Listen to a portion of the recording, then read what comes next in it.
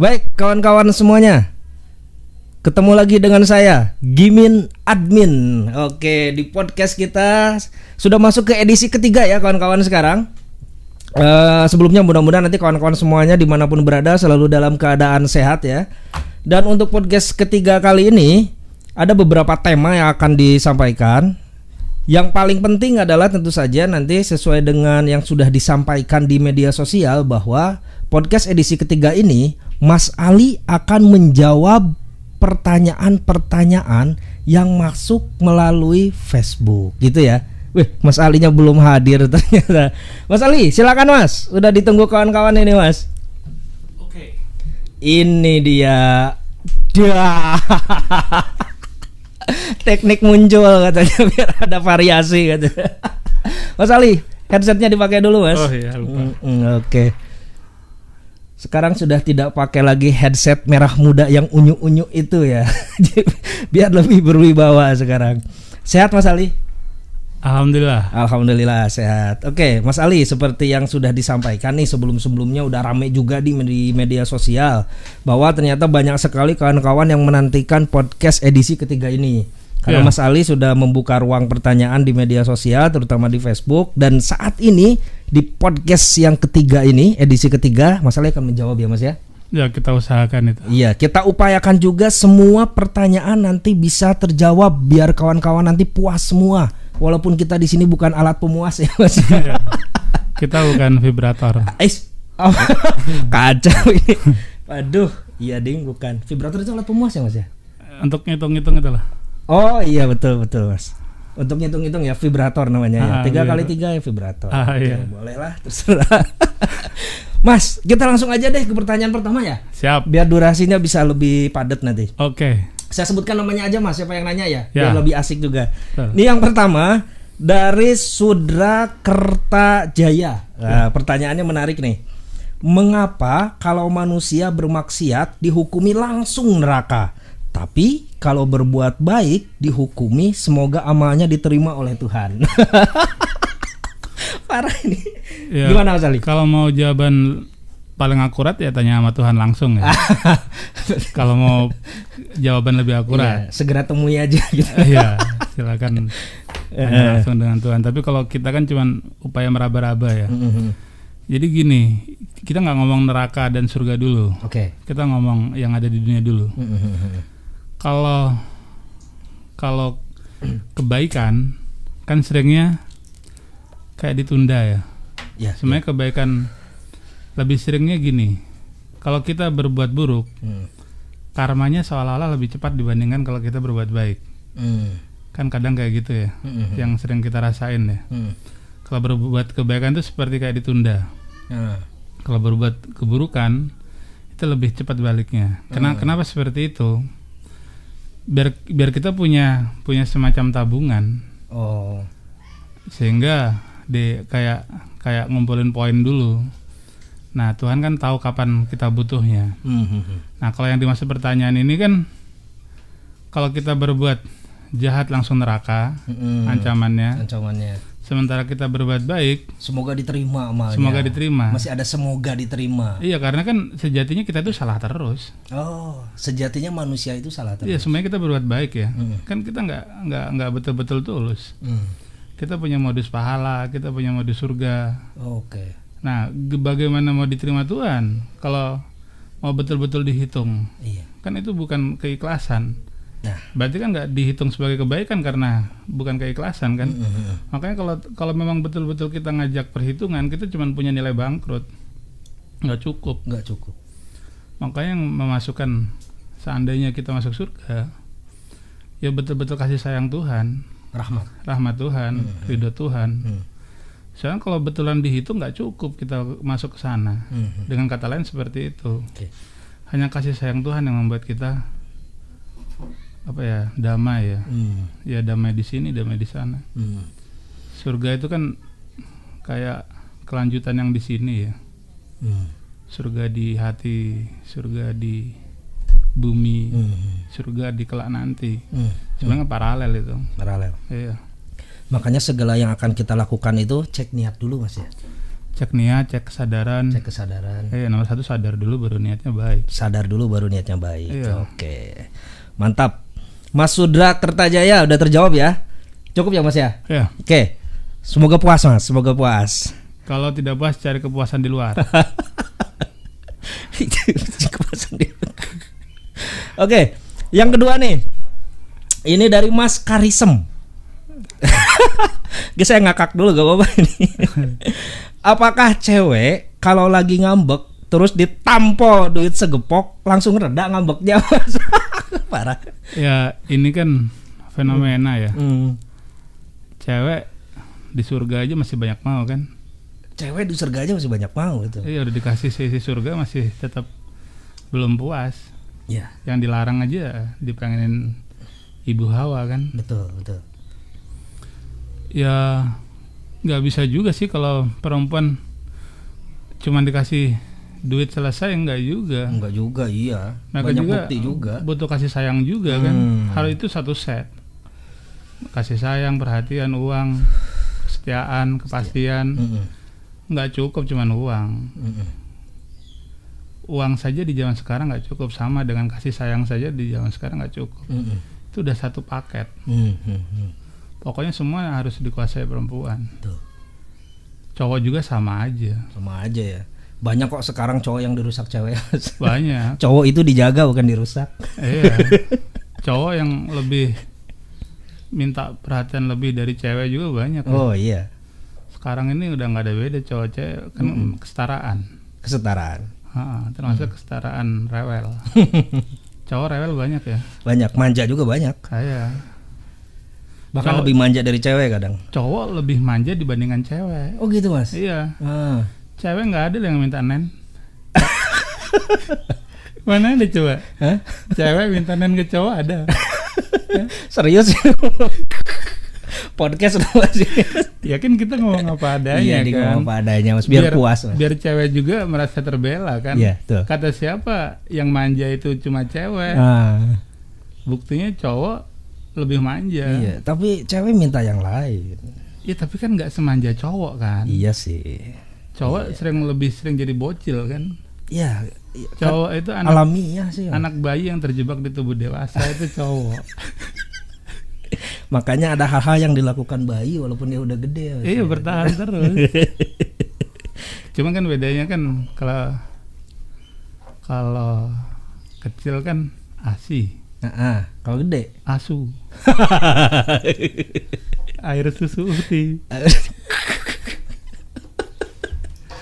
Untuk edisi ini agak bersabar ya kawan-kawan. Iya, yang di rumah nonton.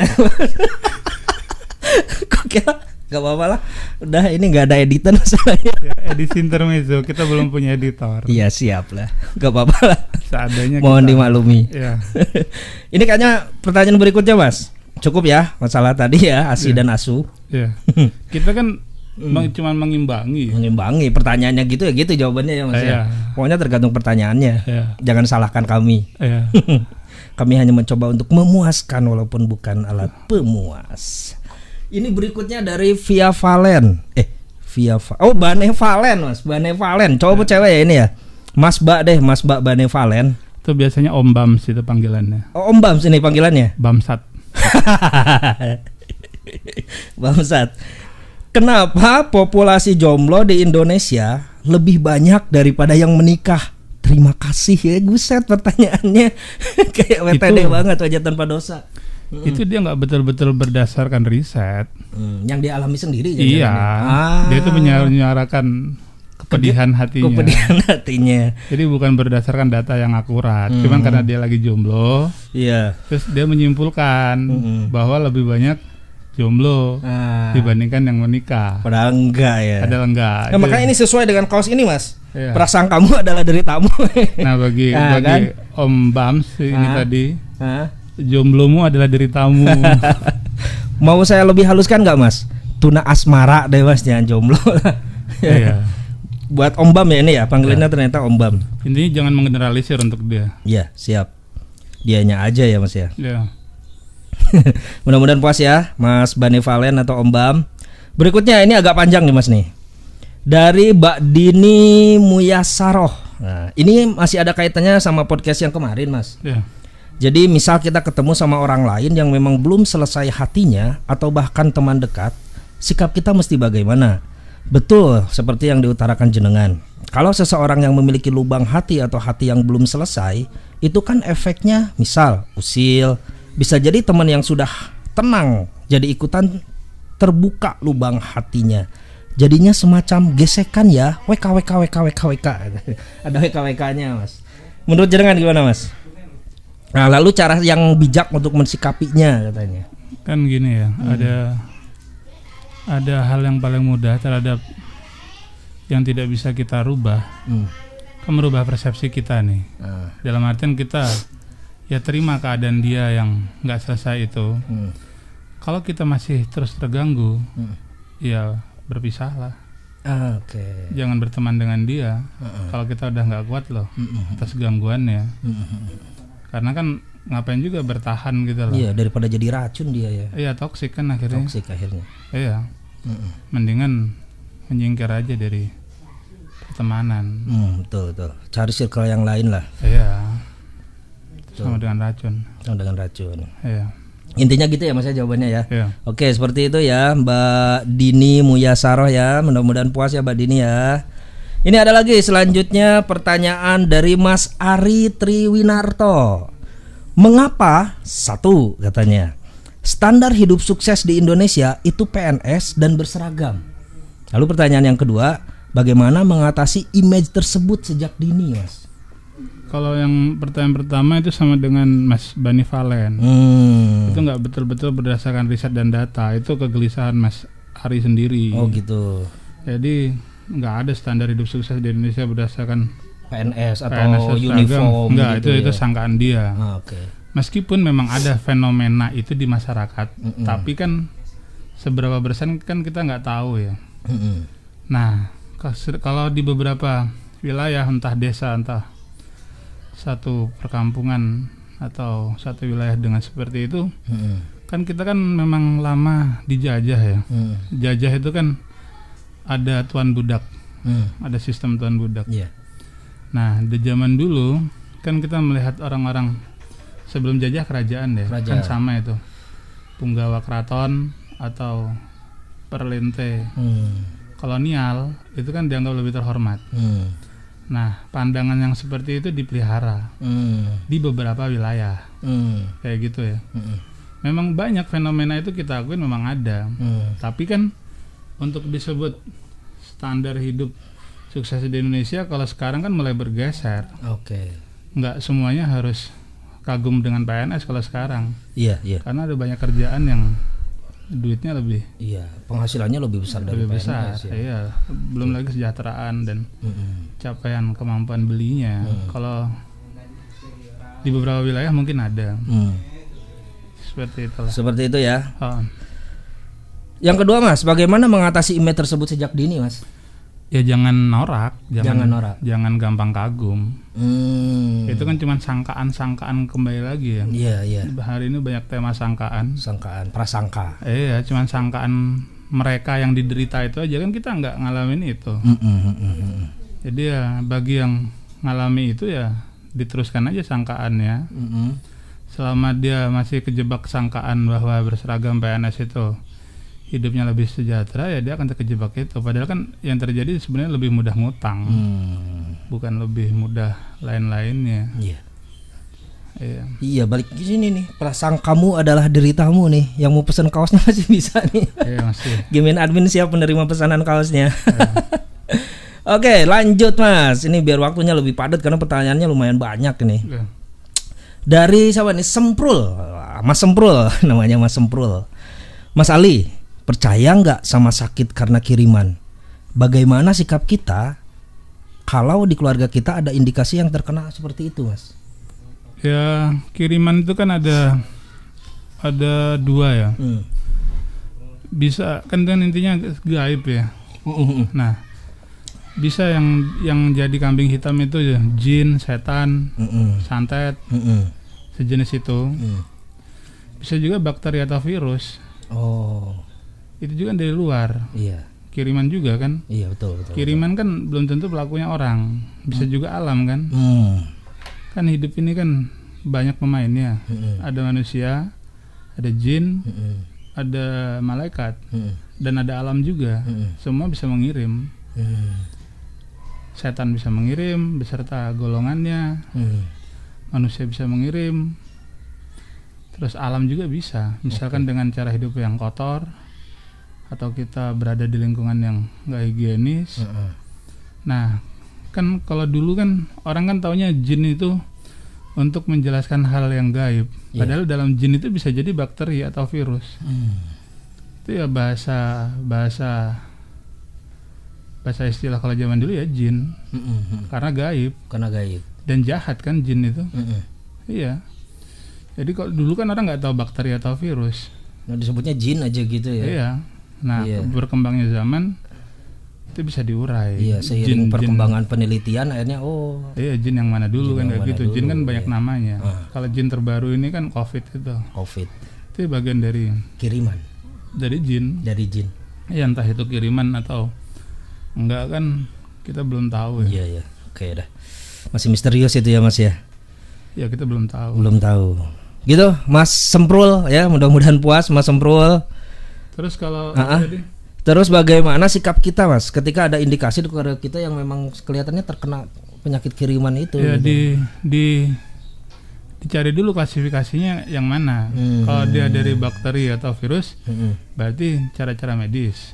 Betul. Ya kan, dengan cara menjaga diri biar hidup bersih. Kalau itu dari yang gaib, ya bisa lewat cara-cara spiritual, laku prihatin. Atau kalau kita nggak mampu ya cari doping ya cari bantuan yang lebih berkompeten. Entah itu yang kita yakini sebagai dukun, kiai, ziarah kubur atau apapun lah yang kita yakini. Tiap-tiap orang punya keyakinan masing-masing untuk itu. Nah itu tadi Mas, sebelum kesana ternyata laku prihatin juga pengaruh Mas ya. Itu salah satu metode pengobatan Mas. Ya jelas dong. Kan kondisi kejiwaan kita kan berpengaruh langsung pada kualitas kesehatan kita juga kan. Itu pengaruhnya justru malah dominan dibandingkan upaya-upaya fisik. Upaya-upaya batiniah itu justru lebih mendasar. Oke. Seperti itu. Siap Mas Semprul, seperti itu ya Mas Semprul ya. Mudah-mudahan bisa diterima jawabannya. Next, berikutnya salah jengna dari Ers Blank. Buset, Ers Blank. Oh, ini kayaknya pendapat dia nih. Tapi gak apa-apa, kita dibaca aja nih. Lihat komen pertanyaan, kebanyakan pertanyaannya pada berat-berat ya. Terus kalau sudah dijawab Pak Ali dan puas tahu, apa cukup tahu saja untuk mengobati rasa penasaran? Ya kalau puas. Kalau gak bisa muasin gimana? Ya, tadi itu kita bukan alat pemuas ya Mas ya. Kita bukan kalkulator. Bukan kalkulator yang bisa bergetar. Apakah itu? Kita bukan alat penggetar ya. Bukan alat penggetar. Bukan alat pemuas. Sering pakai alat penggetar. Dia buat alat pijit itu kan getar. Yang di sini masih tahu. Kita cuma nemenin aja sih. Siap. Oke. Ini cukup panjang Mas, selanjutnya Mas. Ya. Ini namanya asik nih, dia kayaknya penggiat literasi Mas. Namanya Mari Membaca. Assalamualaikum warahmatullahi wabarakatuh. Pakai salam dulu dia Mas. Mas, saya sudah belasan tahun lulus SMA. Tapi sampai saat ini saya sering bermimpi masih sekolah SMA. Dan mimpinya selalu saja sedang ujian. Buset. Sedang ngerjain soal-soal yang selalu susah dan saya tidak bisa garap. Saya cemas dalam mimpi karena waktu ujian selalu hampir habis. Barulah kemudian saya menyadari itu mimpi. Jianco. Lalu saya terbangun. Asli saya hanya baca aja kawan-kawan, tulisannya seperti itu. Aslinya mah gak dibaca. Oh jangan. Enggak ya? Gak ada asunya Mas. Terakhir nanti asunya 3 kali ini. Menurut Mas Ali, apa yang tidak selesai dengan hati dan masa lalu saya? Apa karena dulu saya sekolahnya bodoh? Matur nuwun, asu. Nah, ini nggak ada hubungannya dengan bodoh. Nggak ada ya Mas? Nggak ada. Mau dia cerdas sekalipun atau siswa terbaik di kelas itu, jika momen ujian itu bagi dia lumayan berarti, berpengaruh, dia juga akan mengalami hal yang sama. Kita itu kan cuma sisa-sisa masa silam yang meneruskan deh. Sisa-sisa masa silam yang meneruskan. Iya, kita itu kan cuma bagian dari masa silam yang kita teruskan seadanya, sebawanya. Nah, otomatis kan ada yang tersangkut ya. Tersangkut itu kemarin kita udah bahas ya, ada banyak hal itu loh. Betul. Bisa momen di keluarga, bisa momen di kelas. Iya. Diri yang belum selesai itu. Dengan kawan. Nah, sekolah itu kan otomatis termasuk yang dominan. Iya, karena hidup kita berapa tahun di sekolah terus. Iya, berapa tahun rutinitas kita sekolah terus. Iya, dan itu kan menghabiskan waktu yang lumayan banyak ya, dari masa remaja kita, masa kecil kita. Dan wajar kalau itu yang dia mengambil perhatian yang banyak gitu loh, di memori, di kenangan. Dan ketika kita sudah meninggalkan masa itu, bekasnya tetap nempel kan. Dan banyak kasus seperti itu yang saya aja sering ngalamin, mimpi-mimpi masih ada di sekolah. Iya. Mengerjakan tugas dan seterusnya. Mungkin banyak orang mengalami itu loh. Iya. Dan itu masih wajar ya. Iya. Kalau menurut saya cuma sekedar memori yang tersangkut lah, nggak nyampe menyebabkan ada yang belum selesai, enggak. Itu cuma sekedar ya bekas yang lumayan menjadi kerak. Iya. Otomatis susah hilang. Termasuk kalau kejadiannya di dunia nyata Mas, kayak deja vu gitu Mas. Itu bagian dari masa lalu kita tadi itu ya. Kan sering kita merasakan loh, kayaknya aku pernah deh di sini, kayaknya aku pernah deh merasakan ini gitu. Nah, kalau itu kan udah agak lebih rumit. Kalau di deja vu itu kan wilayah roh. Oh. Jadi iya. Roh itu kan masih misteri ya. Roh kita itu bisa kemana-mana. Atau bisa masuk ke dimensi yang kita nggak bisa mencegat atau mengaturnya. Nah, ketika kita ngalami deja vu, roh kita sudah mempunyai memori itu. Logika kita tersadarkan. Itu yang kemudian menjadi deja vu. Oh gitu. Ya, itu ada roh kita lebih merasakan terlebih dahulu dibandingkan logika kita atau memori kita. Kapan-kapan bisa Mas kita bahas mengenai deja vu Mas? Ya mungkin. Ya, di podcast berikutnya karena menarik nih Mas mengenai deja vu itu Mas. Oke, gitu dulu ya untuk Mas siapa tadi? Mari membaca. Pertanyaannya bagus, Mas Mari membaca atau Mbak Mari membaca. Berikutnya Mas, dari Lakuning Lintang. Buset, namanya bagus, Lakuning Lintang. Kelihatan banget ya, bukan nama asli ya. Panggilannya Lali ini, Lakuning Lintang. Saya masih penasaran sama kondisi Mas Barep. Baik bagaimana cara merawat keluarga dan sudah dikaruniai anak berapa Mas Barep itu jenengan ya berarti? Atau bukan, Mas Barep itu kan satu citra di buku Santri Kiai Petani. Oh iya, betul. Lagi habis bukunya. Santri dan Kiai Petani. Oke. Itu kan anak Kiai ya, anak Barepnya. Betul. Untuk mengetahui kondisinya ya mau nggak mau kita tunggu jilid 2-nya. Ditunggu kawan-kawan. Saya baru ingat ya Mas Barep itu putranya Santri itu ya Mas ya. Ya kan ada Ragil, ada Barep itu. Ya ada Ragil, ada Barep ya betul. Yang sering kontak dengan si tokoh aku di Santri itu kan Mas Barepnya. Citra Mas idealnya di itu. Di Mas Barepnya itu. Dia Lakuning Lintang ini berarti benar-benar masih teringat nih tokoh-tokoh dan cerita yang ada di Santri dan Kiai Petani. Ini dia buat kawan-kawan punya bukunya itu. Punya bukunya pasti. Jadi buat kawan-kawan kaum gratisan yang tidak tahu Santri dan Kiai Petani, wah kebangetan. Segera dipesan ini, segera dipesan ya. Buku paling laris loh. Paling laris. Nggak punya keterlaluan. Ada yang nanya juga sebenarnya Mas, WA ke saya pribadi, kok namanya Gimin. Nah ini berarti belum tahu juga nih. Gimin itu salah satu tokoh yang ada di novelnya Mas Ali juga. Judulnya Garuda Terakhir. Dan dia masuk di keluarga besarnya Dolop. Nah masuk di keluarga besarnya Dolop. Makanya terus ada yang, Mas Gimin tolong dong hadirkan Mita, katanya suatu saat nanti kita hadirkan. Kalau Mita mau ya. Kalau Mita mau, karena sulit Mita itu. Apalagi kalau ada Dolop, wah udah. Oke, berikutnya. Setelah tadi Mas Lakuning Lintang, berikutnya Mas Hamzah Fansuri. Wah ini bagus nih pertanyaannya nih. Mungkin bisa diulas tentang pragmatisme di era milenial dari sudut pandang Om Ali Antoni. Buset, Om mau handphone dong Om. Itu zamannya BB ya. Iya. Sekarang jadi Apple. Jadi Apple betul. Ini masuk ke apa? Pragmatisme nih Mas ya. Filsafat nih Mas. Pragmatisme itu kan enggak selalu citranya kan buruk ya. Padahal enggak, pragmatisme itu ada lebih banyak sisi baiknya. Ya pragmatisme. Iya, pragmatisme di era milenial. Sederhananya gini, apapun yang baik dalam hidupmu, angkut. Apapun yang itu buruk bagimu, tinggalkan. Ya seni hidup bodo amat itu urusannya. Betul. Jadi kita harus bisa memfilter. Pragmatisme itu bahasa sederhananya hanya mengambil yang manfaat, buang yang enggak. Udah gitu aja. Sesederhana itu sebenarnya ya. Sederhana. Cuma itu aja. Iya. Apalagi di era milenial sekarang memang ini harus dipraktekkan nih karena banyak filter-filter yang harus kita lakukan. Dan di milenial kan sebenarnya kita untung besar. Karena kan kita nggak ada batasan informasi. Informasi bisa kita dapat dari manapun. Kemudian teknologi. Semua bisa bermain di sana. Ada equal ya, ada kebersamaan. Setiap orang punya porsi yang nggak berbeda. Semua orang bisa bermain. Ya pragmatisme ya erat kaitannya betul dengan di era milenial ini. Bagi yang nggak bisa mengambil keuntungan, sementara dia merambah medsos, ya eman-eman. Karena di sini semua punya hak yang sama. Pemain semua, player semua. Ya. Gitu Mas Hamzah Pansuri ya, tentang pragmatisme di era milenial. Jadi memang tidak bisa ngambil segala sesuatunya secara parsial ya, harus lengkap, kemudian bisa memilah-milah tadi ya.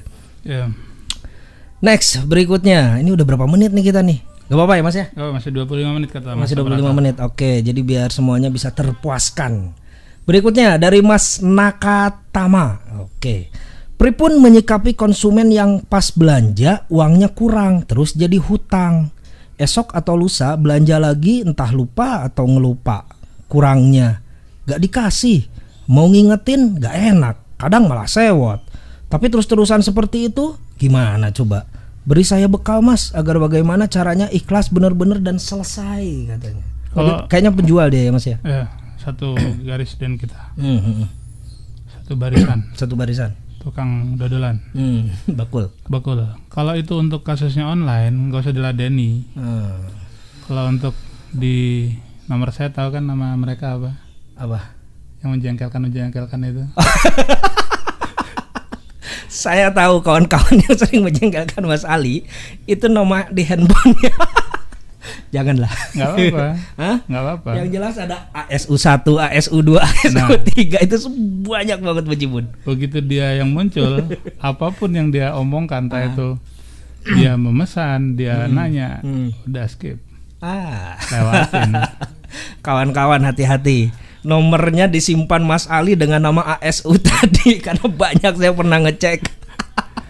Pokoknya jengkelin dikit ASU ke berapa gitu. Iya kan? ASU cerewet. Ada yang nama kota ASU kotanya apa gitu. Ya resiko ngadepin orang banyak kan gitu. Iya betul. Untuk memudahkan gitu lah. Untuk memudahkan kan kita perlu pelabelan deh. Oh gitu. Nah, jadi untuk kasus online itu lebih mudah. Tapi kan akan lebih rumit jika itu offline. Kita punya warung yang beli tetangga sendiri.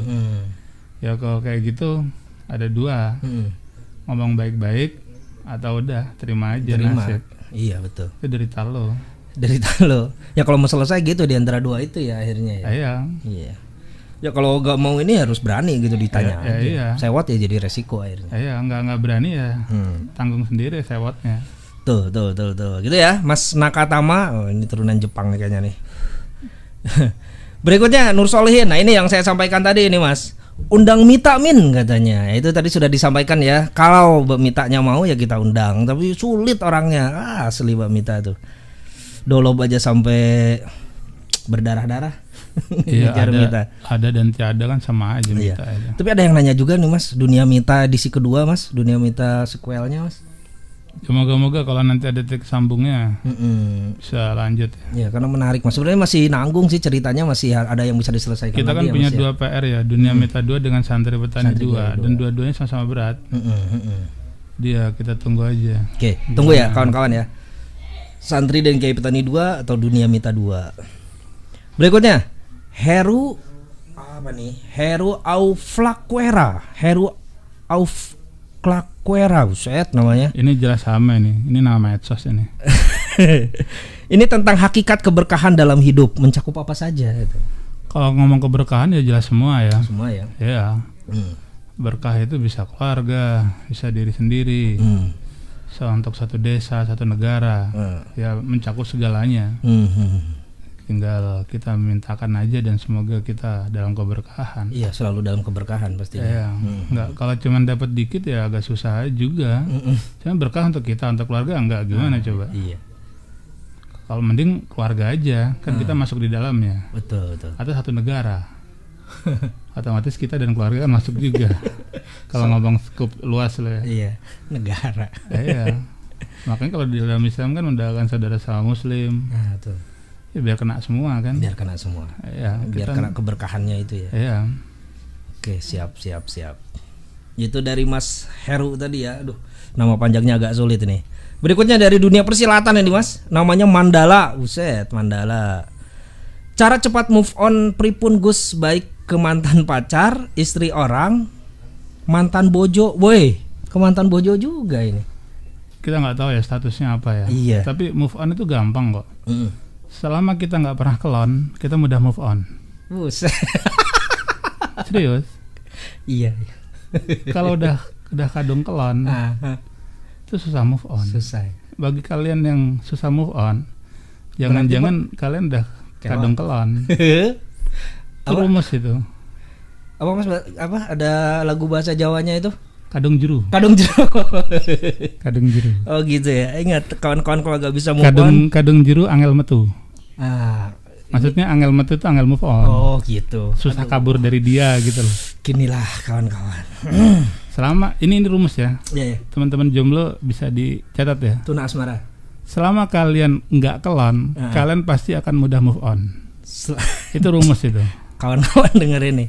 Selama kalian ternyata tidak bisa move on, berarti kalian pernah terindikasi pernah kelon.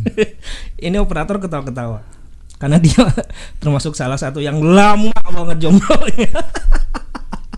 Nanti kawan-kawan kita hadirkan operator kita siapa. Mudah-mudahan jadi ajang pencarian jodoh. Berikutnya Mas, dari Among Banyu Mas. Operator itu alat pemuas juga.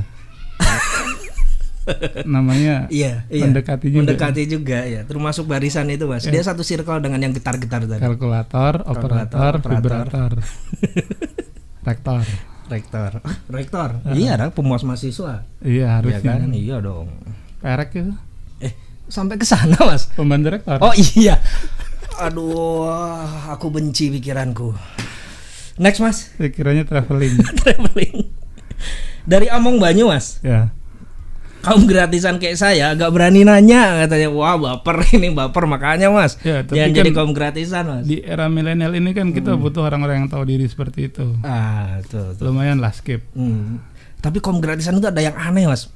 Mereka menyatakan kaum gratisan tapi dengan bangga. Tapi kan, ada juga yang transfer Mas. Itu kurang ajar kan itu. Kurang ajar.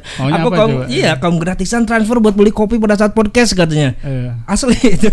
Kita minumnya air putih. Aku kopi Mas. Oh, kopi. Lumayan. Kemarin kan ada yang protes saya minum air dari botol itu Mas. Gila sampai WA, Mas masa katanya podcast minumnya air putih nih, sekarang kopi. Ini tapi ada nama banknya. Bangsat. Next dari Kang Kus. Nah, ini siapanya Kang Mus ini ya. Preman pensiun. Nyuwun motivasi ben saged istiqomah Mas. Alam itu tanpa motivasi aja bisa jalan kok. Mantap. Kita nggak perlu motivasi, lakoni aja seperti alam. Matahari terbit nggak perlu motivasi, dia nggak pernah terlambat, nggak pernah buru-buru, nggak pernah tergesa, dia nggak pernah optimis, dia nggak pernah pesimis. Cuman jalani aja tanpa perlu motivasi. Belajarlah pada alam. Mantap. Lakukan apa yang harus dilakukan, entah kita optimis, entah kita nggak pesimis, apa yang harus kita lakuin. Udah gitu aja. Iya. Tapi kalau Mas dikit aja Mas kita kaitkan dengan stoicisme Mas. Kalau stoicisme itu kan kawan-kawan kita bahas sendiri ya, menarik gitu ya. Menarik Mas itu Mas. Stoicisme kan dua hal ya. Dia rumusnya sederhana kok. Apa yang bisa kita gapai, lakukan semaksimal mungkin. Yang nggak bisa kita lakukan, ya udah bodo amat. Iya gitu kan. Cuma sesederhana itu. Iya. Nggak usah dipikirkan, nggak usah digalauin, nggak tergapai kok. Iya, karena hasil itu tidak di bawah kendali kita, proses ya yang ada di kendali kita. Ya makanya ntar kita bahas khusus karena kan itu kesamaan dengan tetap setiap ada proses ya. Betul. Dan itu sendiri untuk stoik. Siap. Berikutnya Mas, dari Hartadi Nugroho. Ada 2 Mas nih pertanyaannya. Yang pertama, gimana cara niteni kenikmatan hidup seperti rezeki berlimpah itu merupakan berkah atau istijrad? Wah, ini istijrad Mas. Itu berkah atau istidroj ya. Itu selama manfaat apa enggak. Kalau harta di kita kok cuman dihabisin kita dan keluarga kita, toh berarti nggak berkah.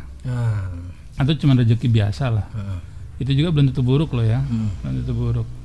Tapi kalau kita ngomong tentang keberkahan, ya banyak yang terkena atau termanfaat oleh yang kita dapat itu. Misalkan kita kasih rezeki kan nggak cuma uang ya.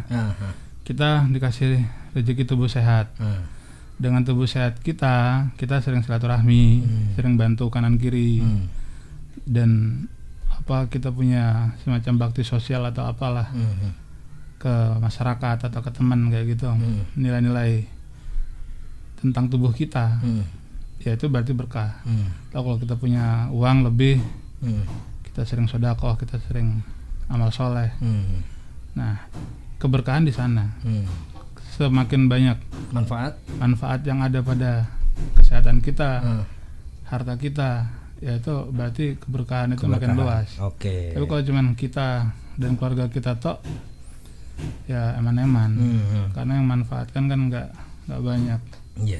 Seperti itu. Iya, dia nyambung ke pertanyaan keduanya Mas, masih berhubungan erat sebenarnya. Dan demikian pula bagaimana niteni kesusahan seperti penyakit atau musibah itu merupakan berkah atau hukuman buat kita? Kalau berkah itu biasanya dapat hikmah, ada pelajaran di sana. Entah kesabaran, entah ilmu pengetahuan juga bisa hadir dari rasa sakit.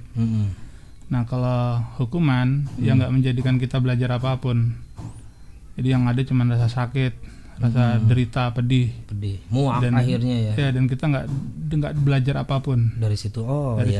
Yang ada hanya penyiksaan. Betul. Derita. Berkah atau hukumannya bisa dilihat dari sana kawan-kawan. Iya, dari efeknya itu. Dan saya percaya kawan-kawan banyak yang mengalami hal seperti ini sebenarnya ya. Berikutnya Mas, ini dari Zainul Amin Mas. Ya. Saya ketawa dulu sebenarnya tapi nggak lucu pertanyaannya, cuman menarik. Cerita konspirasi Bang. Wek.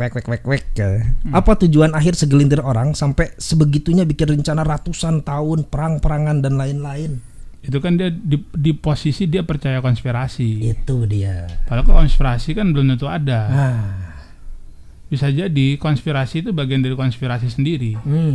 Maksudnya gini, yang mengkonspirasi membuat narasi seolah-olah ini konspirasi.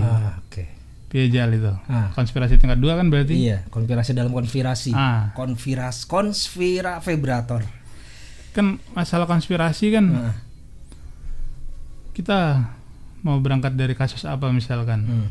Agama sendiri punya. Apa Tuhan konspirasi dengan iblis untuk mengeluarkan Adam dan Hawa dari surga? Itu bisa dari konspirasi.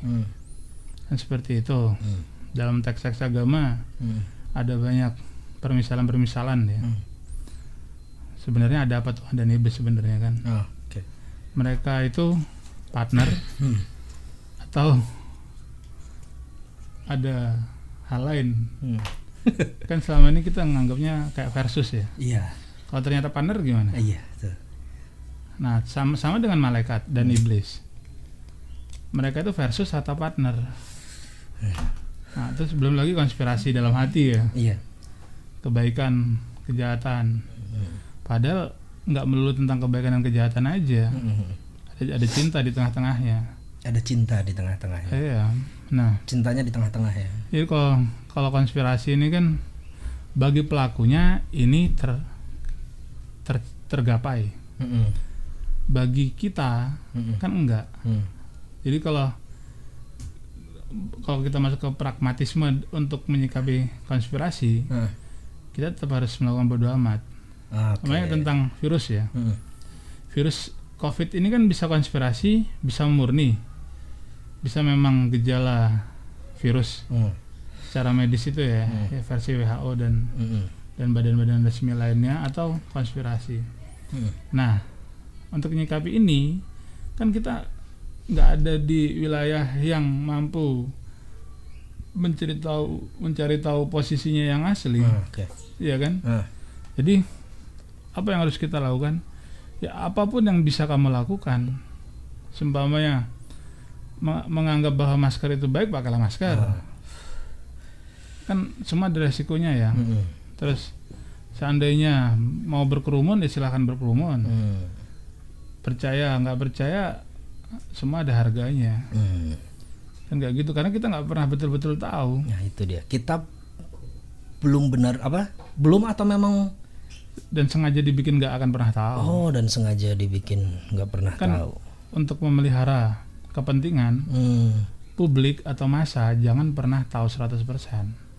Bocorin dikit-dikit lah, 5-10%. Jadi kayak main kartu itu loh. Bocor halus gitulah ya. Iya kan, untuk mancing ya. Iya. Tapi jangan semua kartu dibuka kan, kayak gitu itu loh. Nah itu bagian dari konspirasi juga akhirnya. Iya. Bagian dari permainan tadi mereka. Oke, siap. Buset, masih banyak. Enggak Mas, sedikit lagi Mas. Ya bentar lagi ya. Terus dari Febrian Kurniawan nih, kenapa orang sukses sangat erat sekali kaitannya dengan banyaknya harta, padahal Rasulullah hidup sangat miskin? Apakah Rasulullah itu tidak sukses? Bagus sih Mas. Iya, tapi kan ini kan sukses versi siapa dulu? Nah itu. Sukses ini kan tetap tiap-tiap orang kan beda ya ngomong tentang kesuksesan. Bagi yang butuh duit, sukses punya duit banyak. Bagi yang beraknya susah, bisa berak aja udah sukses banget. Iya, udah alhamdulillah banget kan. Udah ada sukses besar. Bagi yang punya utang, lunas itu udah sangat luar biasa. Iya, nggak usah lah kaya tuh. Lunas utang aja udah sukses. Bagi yang jomblo, punya pasangan aja kan udah sukses. Sukses itu relatif ya. Tiap-tiap orang punya standarnya masing-masing. Nah, terus Rasulullah hidup miskin. Apakah tidak sukses katanya? Ya kalau ini mah dia juga tahu sebenarnya Rasulullah sukses lah. Sukses dong. Dan Rasulullah kan nggak miskin. Coba dicek harta kekayaan warisan beliau ketika beliau meninggal. Ada tanah Fadak yang akhirnya jadi polemik antara Fatimah dan Sayyidina Abu Bakar. Itu tanah Fadak. Jadi Rasulullah nggak miskin ya. Coba dicek juga berapa ekor unta yang diwarisi beliau. Rasulullah memilih hidup zuhud. Nah itu. Bukan miskin. Rasulullah itu kalau mau, kan dia ditawarkan tuh dengan Jibril, Uhud dijadikan emas, atau bahkan dunia ini Rasulullah bersinggah sana mengalahkan Nabi Sulaiman. Rasulullah memilih Rasul atau Nabi yang miskin, Nabi yang sederhana, Nabi yang zuhud tadi itu. Bukan yang nggak bisa kaya. Dan masalah kesuksesan, Rasulullah ketika nikahi Siti Khadijah aja kan, mas kawinnya kan kalau sekarang bisa miliaran. Coba aja dicek berapa puluh ekor unta waktu itu yang jadi maharnya. Iya. Jadi enggak lah, Rasulullah nggak miskin. Dulu pernah sih kita bahas di podcast sebelumnya mengenai zuhud ya. Ya itu masih dengan yang terpisah dari ini ya. Yang terpisah dari ini. Tapi kapan-kapan di sini kita bahas lagi zuhud bisa aja Mas ya, ke depannya. Oke, berikutnya ini dari Kaulo Abangan. Maaf Kang, mungkin pertanyaan saya ini agak melenceng. Yang saya bingung sampai sekarang itu beda antara orang yang bermanfaat dengan orang yang dimanfaatkan. Semoga panjenengan mau memberikan penjelasan secara gamblang mengenai perbedaan dua hal itu tadi, serta bagaimana cara kita untuk menyikapi. Suhun Kang saderenge. Kalau bermanfaat itu kita merdeka, kita yang memilih, kita yang punya ide, kita yang eksekusi, itu berdasarkan maunya kita. Kalau dimanfaatkan biasanya kita yang dibudak, kita yang dicegat, orang lain yang nuntut. Nah itu di situ kita nggak punya kayak kemerdekaan. Ya dimanfaatkan tadi. Dimanfaatkan. Kalau bermanfaatkan kita yang turun, kita yang ngambil. Murni kita yang pegang kendali, itu yang bermanfaat. Kalau manfaat kita dikendalikan. Siap. Sepragmatis itu. Sepragmatis itu ya, Mas Kaulo Abangan ya. Mudah-mudahan puas ya. Berikutnya ini dari Mas Kurniawan. Link podcastnya di mana? Oh alah belum tahu ya. Di YouTube Mas, nama channelnya Ali Antoni ya kalau nggak salah. Iya. Ya, nama channelnya Ali Antoni Mas. Ini kita sudah masuk ke edisi ketiga. Mudah-mudahan kalau tidak ada halangan akan terus ada edisi-edisi berikutnya Mas. Langsung Mas, bisa dicek Mas ya. Berikutnya adalah ini terakhir Mas, pertanyaan terakhir karena kebetulan kita sudah hampir berapa menit ini ya? Berapa menit ini kita? 45 menit. Oke, ini paling lama nih podcast kita nih. Ya. Mas Ali, jangan pakai masker Mas. Ya nanti akan kita copot ya kalau aku udah bisa beli gigi palsu ya. Jadi terjawab sudah kenapa kemudian beliaunya ini pakai masker. Ya ini properti ompong ya. Saya tahu sendiri kawan-kawan memang di tengah. Jadi bukan karena COVID ya. Jadi kalau dia jadi beliaunya merokok ini bisa disempelin. itu udah bully loh itu. Gak apa-apa di podcast saya ini bisa keluar Mas. Kalau gak di podcast gak berani. Oke Mas Ali, sepertinya semua pertanyaan sudah terjawab di podcast edisi ketiga kali ini Mas. Oke, bisa satu angkut berarti ya. Ya bisa satu angkut langsung bisa kita posting tanpa harus kita edit, tanpa harus ada part 2-nya Mas ya. Nanti kedepannya mudah-mudahan ada lagi pertanyaan-pertanyaan yang bisa ditampung oleh Mas Ali ya. Moga-moga lebih tidak serius ya pertanyaan-pertanyaannya. Biar jawabannya juga tidak serius nanti. Tapi enggak. Biar sisi gelap saya terpakai. Ini sedikit-sedikit nih. Ini yang vibrator segala macam keluar, buset deh. Ya, yaudah deh, nggak apa-apa. Kawan-kawan, saya kira sudah cukup nih, kita semua pertanyaan di edisi ketiga ini sudah terjawab. Sampai ketemu nanti di podcast berikutnya. Mohon doanya aja kawan-kawan, mohon dukungannya juga. Mudah-mudahan tidak ada halangan untuk kedepannya kita masih bisa terus untuk posting ke podcast-podcast berikutnya. Terima kasih kawan-kawan atas perhatiannya. Jangan lupa salam jogo geni setia pada proses, tetap jaga apimu kawan. Keep the fire. Assalamualaikum warahmatullahi wabarakatuh. Waalaikumsalam.